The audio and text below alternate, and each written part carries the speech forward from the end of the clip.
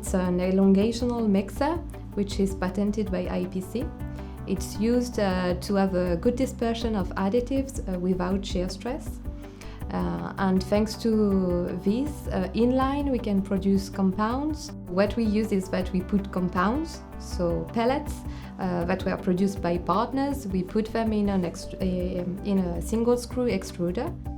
Then the elongational mixer, you have out a filament. It's going either through a water bath to get cold, or it's going on a silicone belt air dryer.